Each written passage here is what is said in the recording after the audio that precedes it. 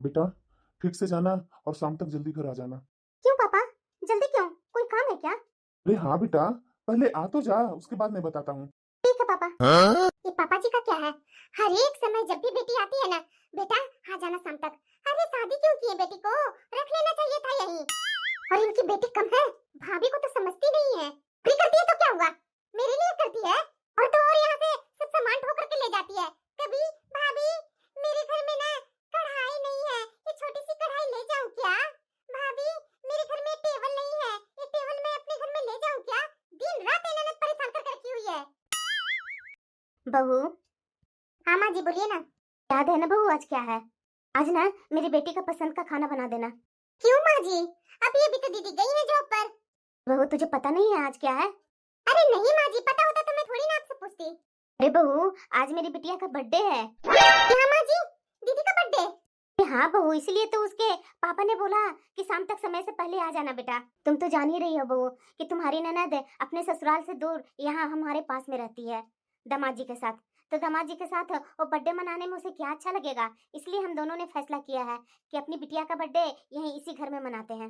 बहू याद करके बिटिया का पसंद का खाना बना देना। और हाँ बहू 20 लोगों को खाना बना लेना, क्योंकि पास पड़ोस वाले को बुलाना होगा ना।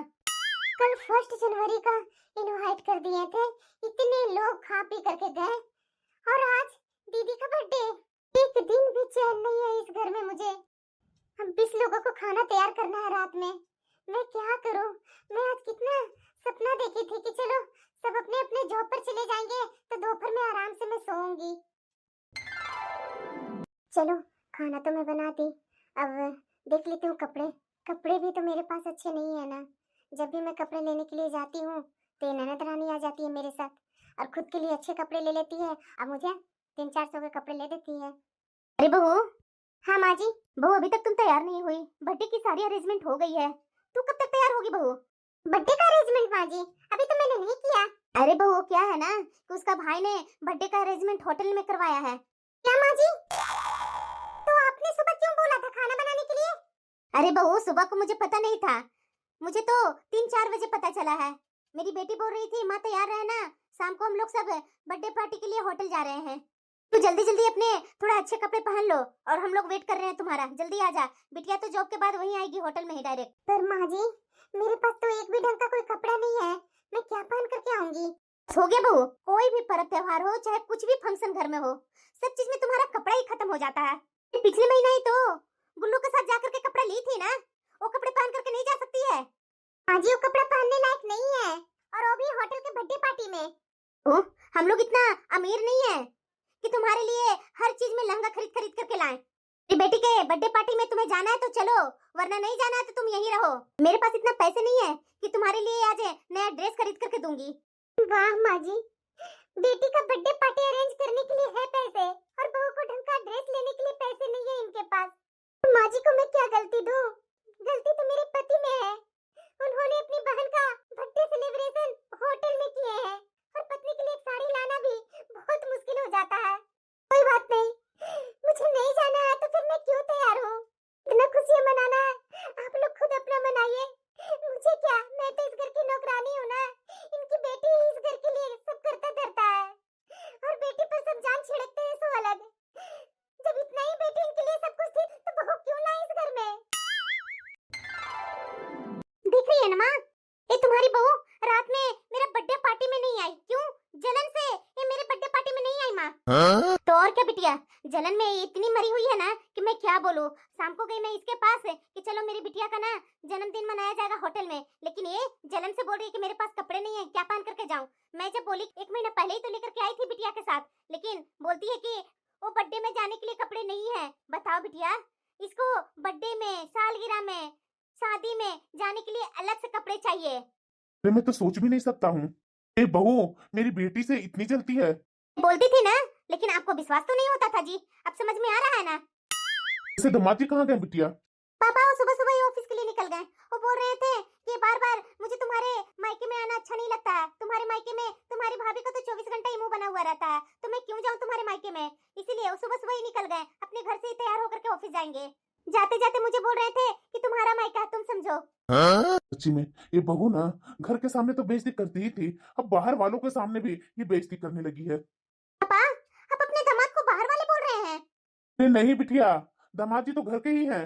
बाहर वाले को मैं बोल रहा हूँ ना कि मेरे दोस्त और पास पड़ोस वाले कल बर्थडे पार्टी में सब पूछ तो रहे थे ना तरह तरह का सवाल कि भाई साहब आपकी बहू नहीं दिखाई दे रही है, कहाँ है आपकी बहू।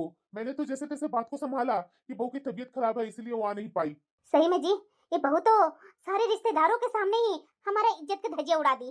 माँ आपकी बहू है, आप समझो ना, कैसे कैसे घर से बहू को लेकर के आई है। वैसे माँ मुझे ऑफिस के लिए लेट हो रही है, मैं जा रही हूँ।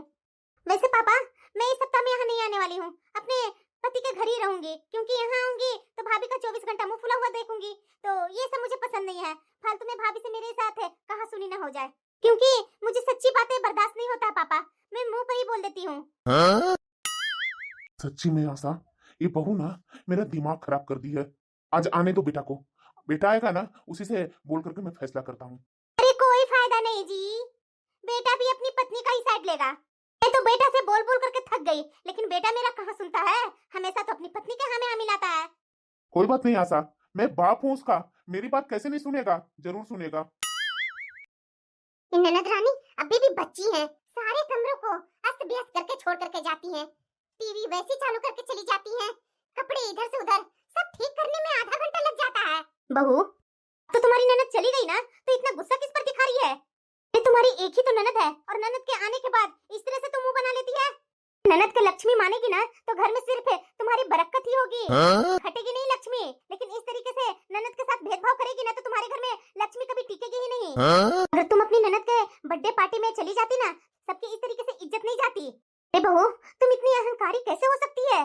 दिन रात मेरी बेटी तुम्हारे गुण गाया करती है और तुम उसे नीचा दिखा रही हो। उसे तो देखो खुद के खर्चे करवा करके तुम्हारे लिए शॉपिंग करवाती थी, भूल गई अपना दिन?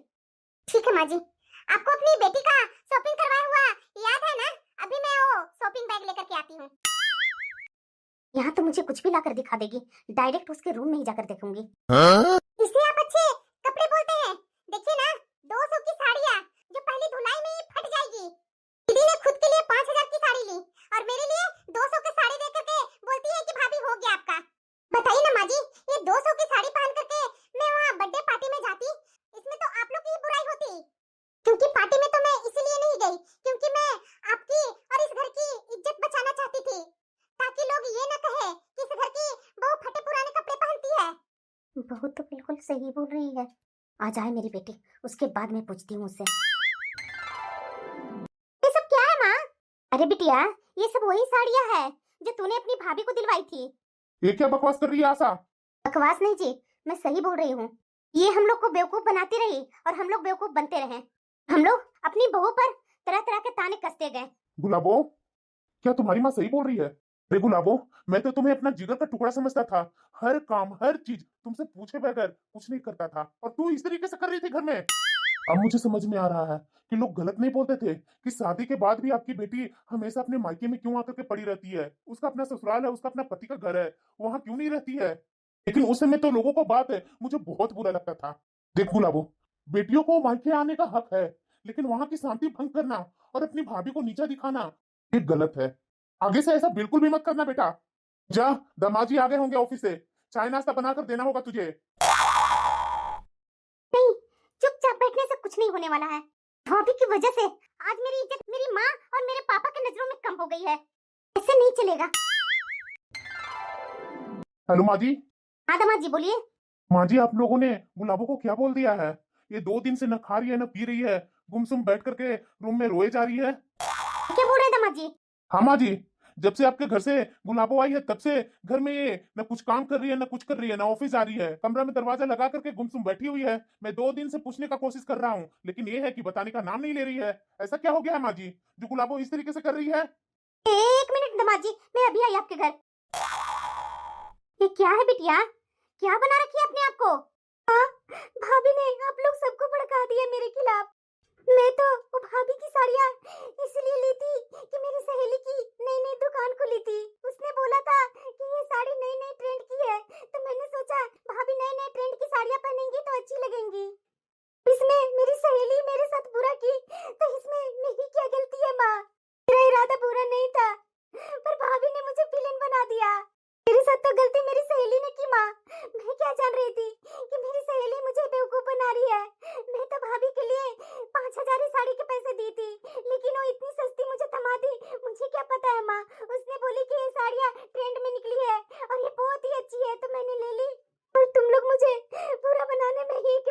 छोड़ी। पहले तो तुम लोगों ने पूछा नहीं कि क्या मेरी बेटी ऐसा कर सकती है, लेकिन नहीं, मैं क्या अपनी घर की इज्जत बर्बाद कर दूंगी माँ? मैं तो ये कभी नहीं सोच सकती। बहू। हाँ माँ जी। तूने तो पूरे परिवार के सामने मेरी बेटी को विलेन बना दी। मुझे पता है कि मेरी बेटी का क्या हाल हो रहा है। क्या हुआ दीदी को माँ जी? चुप कर। मेरी बेटी के बारे में क्यों पूछ रही है? मेरी बेटी की तो जिंदगी तू नरक बना दी है। मेरी बेटी का कोई गलती नहीं थी तुम्हारी साड़ी खरीदने में। अब मेरी बेटी को कोई दूसरा कोई बेवकूफ या उससे ठग कर ही कोई ले जाए तो मेरी बेटी की इसमें क्या गलती है? तूने तो मेरी बेटी पर गलत इल्जाम लगा करके उसका बुरा ही हाल कर दिया है। इस साड़ी को लेकर के तो घर में तो महाभारत ही छेड़ दी है। मैं नहीं जान रही थी बहू कि तू इस तरीके की बहू निकलेगी। आखिरकार ये दीदी ने माँ जी को पिघला ही लिया। माँ जी फिर से दीदी की तरफ हो गई। मेरी क्या गलती है जिसकी मैं हमेशा इस घर में डांटे सुनती हूँ, अपने पति से, अपने सास से, अपने ससुर से। नहीं, कुछ तो हल निकालना पड़ेगा, ऐसे नहीं चलेगा जिंदगी। नंदोई जी, मैं भाभी बोल रही हूँ। मैं ना आप लोग को आज शाम को खाने पर इनवाइट कर रही हूँ। प्लीज नंदोई जी मना मत कीजिएगा। मैं अपनी गलती का प्रायश्चित करना चाहती हूँ। आप दीदी को लेकर के आ जाइएगा मेरे घर। मैं नहीं जाने वाली हूँ अपने मायके। बहुत अपने मायके में मेरी बुराई हो चुकी है। अब मुझे अपनी और इमेज नहीं गिरानी है। गुलाबो, जब तुम्हारी भाभी सामने से अपना गलती एक्सेप्ट करना चाह रही है तो जाकर के अपना देख लो ना। अब उनकी बात को मैं कैसे टाल सकता हूँ? चलो आज शाम को। कोई बात नहीं, अपनी गलती तो सबके सामने मांगेगी ना, यही में मेरी खुशी है। फिर से अपने मायके आना जाना चालू कर दूंगी। और वैसे भी इस घर में रह करके तो तीनों टाइम का खाना मुझे ही बनाना पड़ रहा है। वहां जाने के बाद आराम तो मिल जाता था ना, भाभी खाना खिला भी देती थी और खाना पैक भी कर देती थी इनके लिए। माँ, मैं तो घर के पैसे ही बचा रही थी ना। अब दिखाई दे रहा है पापा जी और माँ जी। नंदोई जी, आप तो समझदार है ना। दीदी कहती है ना कि वो घर से पैसे बचा रही थी, पर क्या घर के पैसे सिर्फ भाभी के कपड़ों पर ही बचाए जाते हैं? क्या ननद के 5-5 हजार के सूट साड़ी पर बचत लागू नहीं होती है? सिर्फ भाभी के कपड़ों पर ही बचत लागू होती है। वाकई में अगर दीदी को मुझसे इतना ही प्यार होता ना तो पार्टी में जाने के लिए मुझे अपना एक पुराना सूट ही या साड़ी ही दे देती अच्छी सी। पर इन्हें तो मुझे घर में ही रोकना था, सबके नजरों में बुरी साबित करना था। आप लोग देख रहे हैं ना, ये दुकान का बिल तो गलत नहीं हो सकता है। दीदी जो बोल रही है ना कि अपनी सहेली की दुकान से भाभी के कपड़े लिए थे और इनकी सहेली ने बेवकूफ बनाया, ये दुकान का नाम तो आप लोग जानते हैं ना कि ये पुराना दुकान है। और अगर अभी भी आप लोग को विश्वास नहीं है ना तो फोन करके उस दुकानदार से पूछ लीजिए कि दीदी मेरे लिए कितनी कितनी की साड़ियां लेती है और अपने लिए कितनी कितनी की साड़ियां लेती है। भाभी मैं क्या बोलूं, मैं खुद गुलाबों के फिजूल खर्ची और चालाकी से परेशान हूँ। ये क्या बोल रहे हैं दामाद जी? पापा जी, इसे इतना आप लोगों ने लाड़ प्यार दिया ना, उसी का ये नतीजा है। आप अपनी बेटी के लाड़ प्यार में उसकी गलतियों पर पर्दा डालते रहे। ये यहाँ आकर भाभी के साथ जो कर रही है वही हरकतें अपने ससुराल में अपनी देवरानी के साथ भी करती थी। ये इसकी आदत बन गई है, दूसरों को नीचा दिखाकर खुद को बड़ा साबित करना। इसी के कारण अपने घर से मैं बेघर हो गया हूँ। मेरे घर में ये कभी एडजस्ट नहीं हुई, हमेशा हर किसी में गलतियां ही ढूंढते रही। क्या मेरा मन नहीं करता है पापा जी कि मैं भी अपने माँ और पापा के साथ रहूं? आपका बेटा अपनी पत्नी को लेकर के यहाँ से चला जाए तो आप लोग उसके बिना रह लेंगे? मेरा तो एक भाई भी है। मेरा भाई मेरा गैर मौजूदगी में मेरे माँ और पापा को ध्यान दे रहा है। अगर आपका बेटा यहाँ से चला जाएगा अपनी पत्नी को लेकर, आप लोग दोनों को देखने वाले कौन होंगे? गुलाबो, ये क्या बोल रहे हैं दामाजी? ये सब ससुराल में करके यहाँ आई है? तो सुन लो गुलाबो, आज के बाद इस घर में मेहमान की तरह आओगी, मालकिन बनकर नहीं रहोगी। अगर तूने अगली बार अपनी भाभी के खिलाफ अपनी माँ के कान भरे ना तो मैं तुम्हें इस घर में आने से मना कर दूंगा।